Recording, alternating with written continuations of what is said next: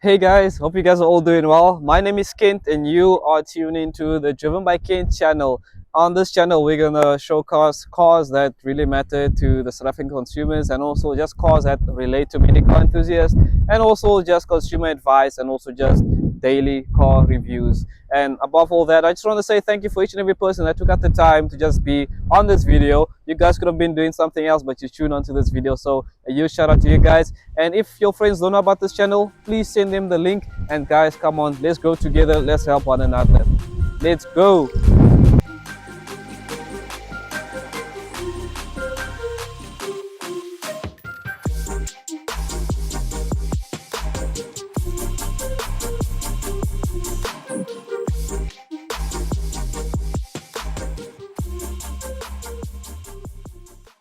Mazda South Africa sent us the CX-30, and if you're talking about pricing, the pricing starts from 540,000 rand.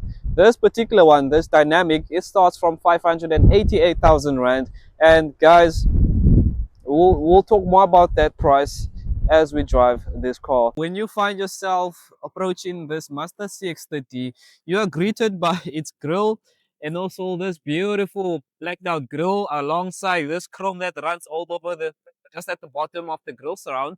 And also the cool thing I like about this, you got daytime running lights and you got LED headlights, and also this is the part where you can actually do the indicating and also works as a daytime running light as well. And the cool thing I like about this is if you stand on this angle, you can actually just see that plush finish. So the dynamic comes with the 18-inch gray metallic alloy. This looks more to me like it's silver than gray. What do you guys think? Let me know in the comments. Well, this comes with this beautiful metallic gray color, and I wish this was opted with the much darker rim. That would actually be much more sick. Especially if you think about it, with this black cladding right here that runs all over, or that runs right through till the back at the end of the CX-30, and at the back you also got the normal standard size 18-inch alloys. And the cool thing I like about this CX-30, right, especially this particular spec, it's just this chrome surrounds that's around the windows, and that just makes it look very plush, very unique, very beautiful. It just brings out that slight luxuriousness, especially from the Japanese segments. And yeah, this is a beautiful touch. And also like the back, you got the sloping roof, and I like how this rear end actually is designed. Like it just gives you like a very sportier edge. At the rear, you've got Mazda's unique design feature, especially when it comes to the rear tail lights. I like how this circle actually looks at night. Like it looks beautiful, especially just that LED part. And also the Mazda 6 badging right there, you also get that as standard, and also just the Mazda badging right there. And also they just want to remind you that this is still a natural aspirated and it's a petrol motor engine. There you go. And yeah, basically this is what you get at the back.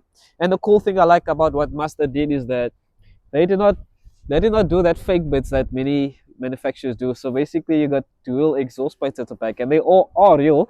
I don't want to touch it because I don't want to burn myself, but they are real. So the car gents, we are all safe that yeah, there's proper exhaust here at the back.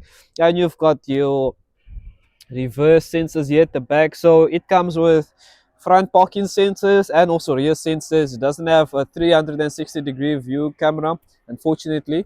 Yeah, so that's the downside of this CX-30, of the tech that it lacks. And also, not to mention, it also comes with the reverse camera here. It's very easy to actually miss the reverse camera. Like I was almost did not even talk about the reverse camera, but it's literally just hidden right here.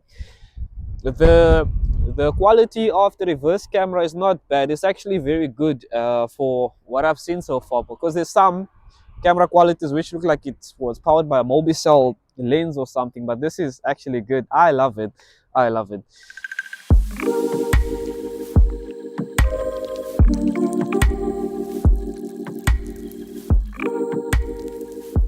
Under the hood, we've got a natural aspirated 2-liter engine, and it's funny to actually say it. It's a 2-liter natural aspirated engine. No turbo, no funny business, just pure raw power from the engine. Power outputs are 121 kilowatts, 230 newton meters of torque via a 6-speed transmission, in which all power goes to the front wheels. And when we talk about power, the power is it's there. Like, I mean, even though it does not have a turbo, but the punch of the 2-liter motor is very robust. One thing I like about Mazda, the fact that they just decided not to put a turbo on there. I don't know, but I think I dig their vibes because it's working.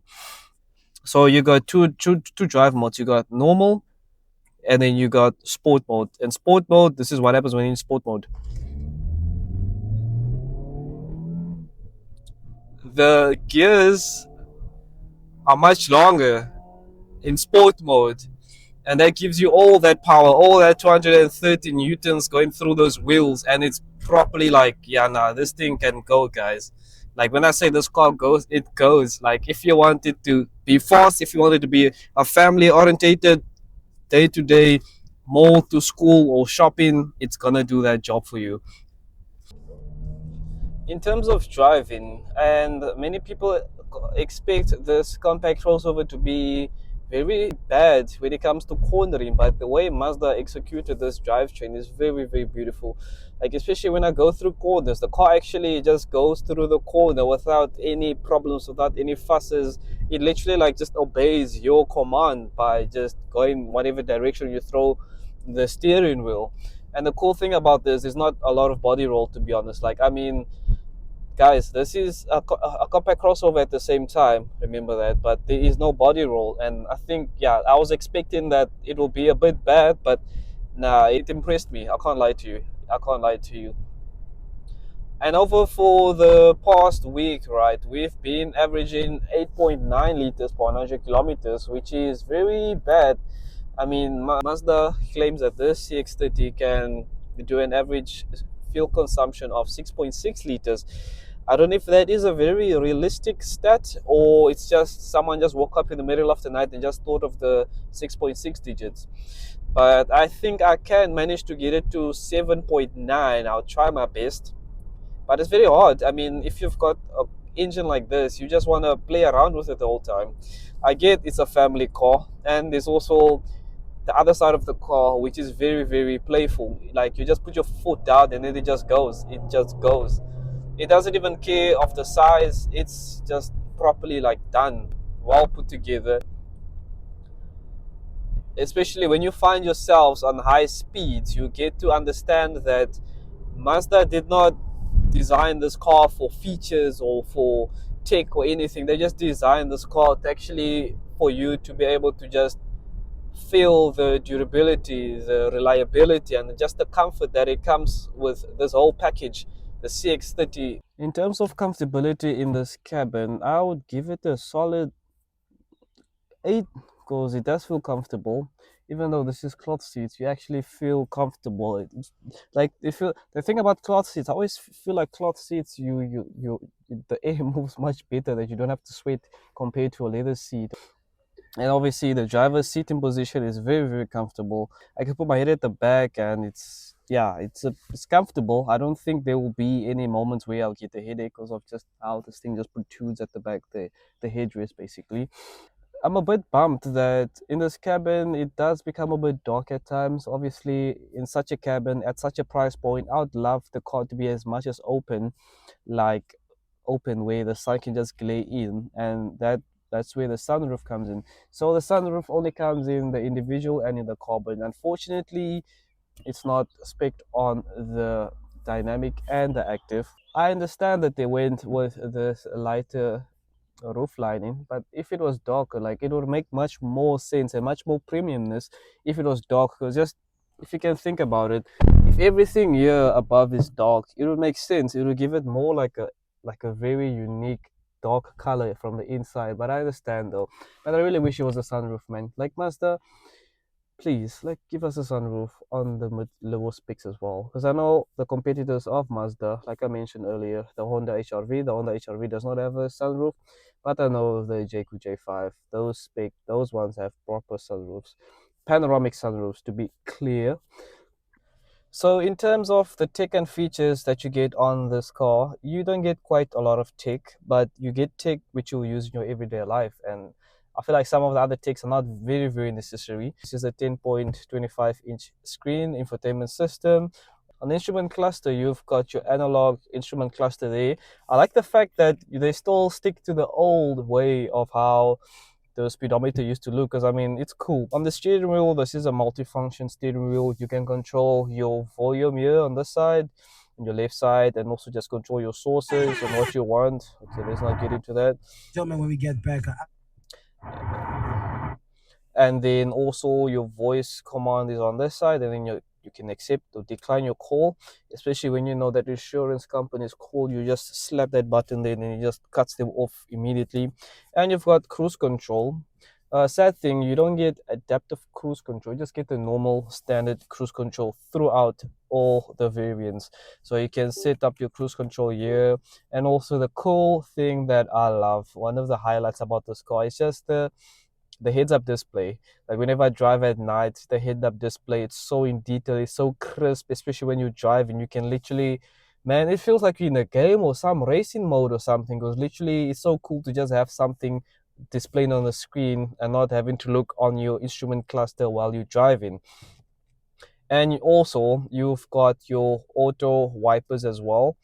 So basically, it senses whenever there's rain, it literally just does its thing. You don't even have to press, you don't even have to tilt these knobs on the other side when it has to rain, when it rains. Other cool thing I like about this part of the car is just the view that you just get from this side all the way to the other side, especially the simplicity that just runs throughout this whole cabin. And also you've got your dual climate control here as well. So you get this standard, you got your auto, but in the active you've got a manual one. So with this being said, if you got your partner, she likes the cold weather, you like the hot weather, you can literally just change that. She can have her side to be warm, you can have your side to be cold. So there's no fighting about. So Mazda really thought about the couples here as well. So on the center console, you are obviously much aware that there's piano, black piano plastic around here, which gives it a very unique look. And the cool thing I saw about this, I know the car is fairly new, it doesn't have that much scratches as how some other brands would have scratches literally in the first week of ownership. So you've got your park, your reverse, your driver, your neutral gear this side, and then also this car has sport mode. So you just got one mode, which is just sport mode, which is that, but you click that there, you engage into sport mode. The cool thing about that, we'll talk about it while we drive. The cool thing about that, I don't really feel that much of a difference, but you do feel it. So I always just keep it off just to maintain a good average fuel consumption. Over the side, you got two dials. Mazda cooked on this. You know, we live in a time where everything is integrated on this screen. This screen, I feel like many people just put everything, your climate control, to do your wipers, to sit on your hazards, everything is just hoid onto the instrument cluster. But Mazda was like near. We're still sticking to original formality. We're gonna keep physical buttons the same. Like for instance, when last did you hear this? Like physical buttons, guys, physical buttons, like proper buttons. You can literally feel that you are in a car. You like, man, you can feel that eyeball. Yasebenza, Len. Yasebenza, you know. So you can also control the infotainment system by this two dial, basically this main dial here, the rotary dial. This reminds me more of the BMW, the 2013 BMWs and all that, like where you can literally just control everything on the screen, right? And such and such. Basically, in here, inside here, we've got your SD card here. Not to mention, you also got two USB Type C ports here. Proper stuff. I just like the way this light is around this Type C heads there. So that's the part where you put your SD card, and also you got like a nice cool divider. If you don't like mixing your stuff with your partner's stuff, you know, you got different compartments here. So if you want to keep your stuff here and her stuff there, It's all up to you guys. It's all, they give you an option. You get an option, you know. So yeah, that's that. And cool thing I like about the center console, depending on how you are positioned, like how your seating position is, you can move it to the front, on the center, all the way to the back if you sitting all the way to the back. So your forearm can still be able to just be able to relax. And not to mention, you get two cup holders. Hey man. But the other thing about these cup holders are quite picky. Not all my cups that I fit in here actually fit in here properly. Some of them are a bit too thick, too wide. But yeah, it's not cool. It's literally just, yeah, you just put your cups in there. You get wireless charging there. It's a bit slow for my liking. It's a bit slow. You get your wireless charging there, and you get your stop to start button like I mentioned earlier. And yeah, you get your hazards there, and you don't get it on top there or anything. And yeah, when you open your blinds, you've got your lights. And then yeah, you can just feel good sometimes when you're waking up in the morning and you just got that nice LED light just stripping on your skin, and you just feel good, you know. Ooh. Anyways, on top of that, you've got the place where you can actually keep your glasses. So that's a cool thing. Ah, lacquer boys. Oh my gosh. All right, let's just keep it in there. I should not forget that when the call goes away. So yeah, you've got that, and then the other cool thing I like about this. Let's just switch off the call. The other cool thing I like about this rear view mirror is that it literally dims the lights at the back. So you know, there's many people that drives with the high beams on, and it's so annoying, and then that literally blinds you now as you're driving. But luckily with this tick, it blinds, like it literally dims that lights that's at the back of you while you're driving, so you don't get distracted by, oh, this guy's blinding me, then you crash, then hallelujah, it's another story, you see. So yeah, that's about tick. Let me know what you think about the tick. Is this enough for you? If not, well, go for the individual or the carbon, because there is some tech which this car does not have. And that's about it. The thing I like about the back, it's a spacious. I mean, I'm only saying this because I think I'm a bit short, but it's very spacious. Like, this is my driving position, right, as a driver, and the person, the occupants at the back, they do have enough leg room and enough headroom. But if you're a bit taller, that's a bit of an unfortunate case. And practicality at the back, it's pretty decent. I can do quite long distances here at the back without having to feeling cramped or squashed or anything. And the other nice thing I like what Mazda did is also fit in a center armrest basically for the occupants at the back. So it gives you more of that premiumness that comes up from the price point. Yeah, you can put your coffees right here, lekker. And I like the fact that the rubber inside this cup holders, actually, yeah, it can hold pretty much anything, like just to keep that steadiness in that compartment right there. And yeah, this is a cool feature I like about Mazda. Yeah, and you also got isofix anchor points here. So if you got a baby, I mean, this is a family car, so it's standard. It should be in the car. It's very easy to use, very direct. But Mazda didn't really think about the occupants at the back. Like, I get they put this rear vents at the back, but there's no USB ports, there's no Type Cs or anything. I mean, if this is a family car, I think it'll be very wise or very thoughtful to put stuff like that at the back here, so the people at the back can have all the enjoyment as well as the people in the front as also enjoyment.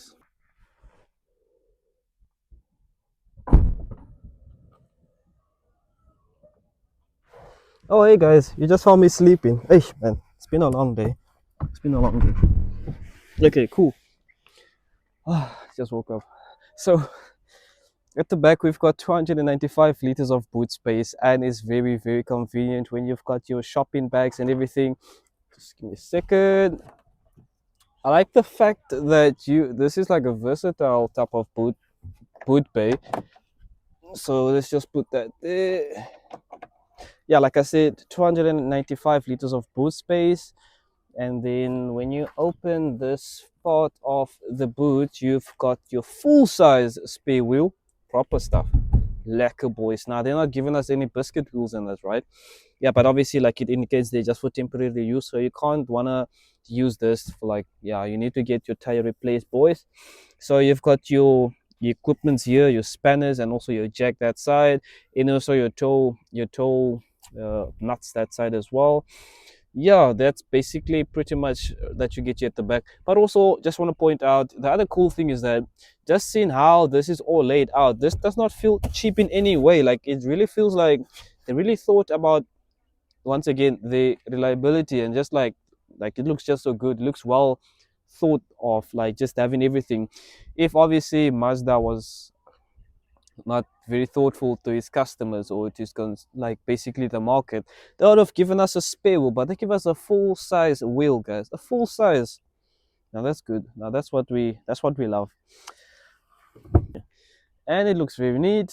And you've got your triangles right here, so if you do get stuck, you are gonna be able to just hoy it there, just down the road, let people know that you're obviously having a problem with your tire, your engine. Okay, cool. Is this a car that you should put on your list? Well, I can say, first, go test out the car. Like, I mean, guys, there's so many Mazda dealerships in South Africa, and if you are looking to buy a compact crossover SUV, I'd actually say just go to your nearest dealership, test drive it, and from there on, you can be able to see if it suits your needs. And if not, well, that's the case. But I'd recommend you get yourself the CX-5, because it's a very much larger SUV. You got more space. It's more, you got more status when you're on the road. Like for instance, I've been driving this car for the past 7 days, right? And just the presence it has on the road is just unique. Like guys, taxi drivers making way for me, isn't that good? Like, yeah, anyways, ah man, this car just literally turns people's heads. And yeah, guys, thank you so much once again for just watching this video. This is the first video, and as we grow more and more and more, there will be more cars on the channel. There'll be more stuff to talk about. And yeah, thanks again for watching. Thank you.